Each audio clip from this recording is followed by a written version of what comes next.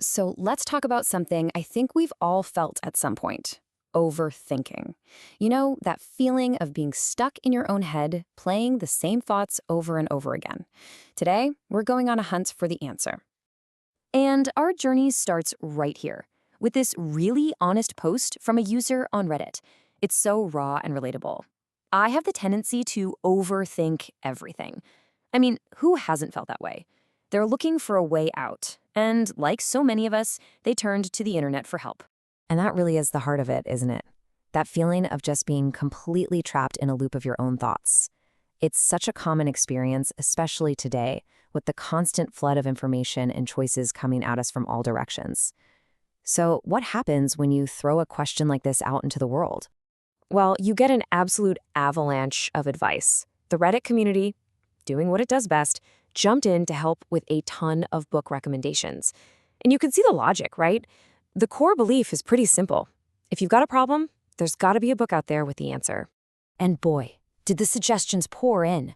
Everything from the huge modern bestsellers to straight up ancient philosophy.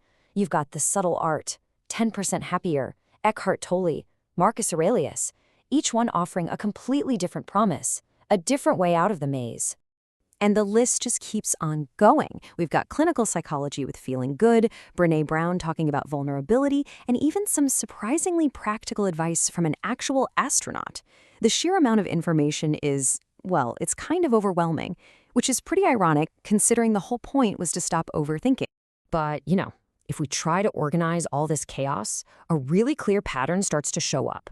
It doesn't matter if it's mindfulness, stoicism, or CBT, the fundamental model is exactly the same.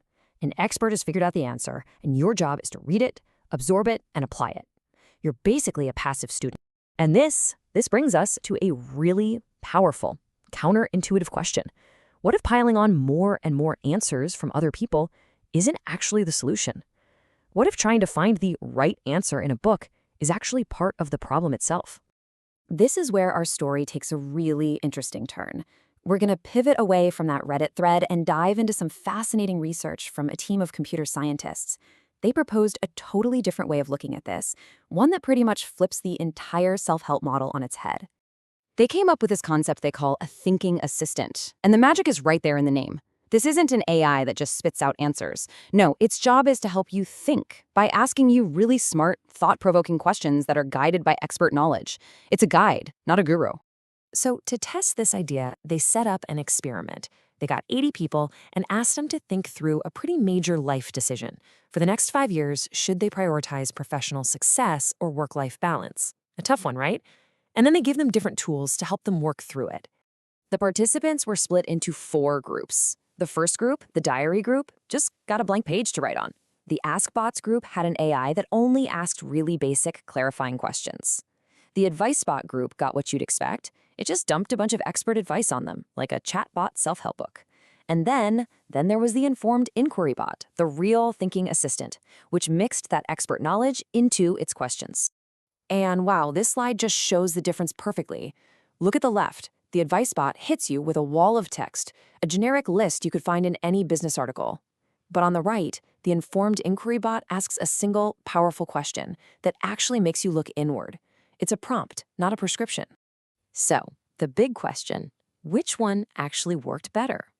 Well, it wasn't even a contest. The researchers found that the people using the Informed Inquiry Bot showed way deeper and more complex reasoning than any of the other groups. They weren't just spinning their wheels, they were actually thinking things through. This is the total opposite of that chaotic, circular logic of overthinking. And this quote from someone who was in the advice group just says it all, doesn't it? Getting that wall of text, it didn't really feel helpful. It felt passive.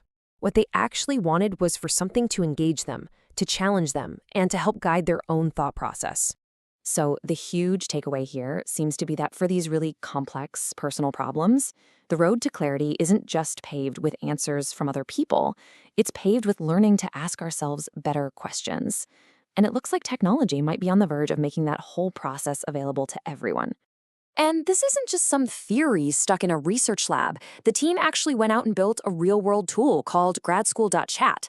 It's designed specifically to help students navigate one of the most stressful and confusing decisions of their lives, figuring out what to do with their academic and research future. So how did it do out in the wild? It actually worked. Over the course of 200 real-world conversations, about two-thirds of users had a positive experience. And what's really cool is that the people who really leaned in and engaged with the questions were the ones who had longer and more positive conversations. When you look at it this way, you can see this really fascinating evolution. We started with something like the Socratic method, this one-on-one dialogue of guided questions. Then we moved to the mass market model, the book aisle, full of one-size-fits-all answers. And now it feels like technology's bringing us full circle, back to that original, more powerful idea, but in a way that's totally personalized and can reach millions of people. So the ultimate takeaway from all of this is actually pretty simple, but it's really profound. When we're stuck in that overthinking spiral, maybe the solution isn't another book telling us what to think. Maybe it's a tool that helps us learn how to think for ourselves, guiding us to unearth the answers that were probably inside us all along. And that really leaves us with one final thought to chew on. As these kinds of tools get smarter and more common, will we finally see a shift? A shift away from that frantic search for someone else's answers and toward the much deeper, more personal art of learning to ask ourselves the right questions?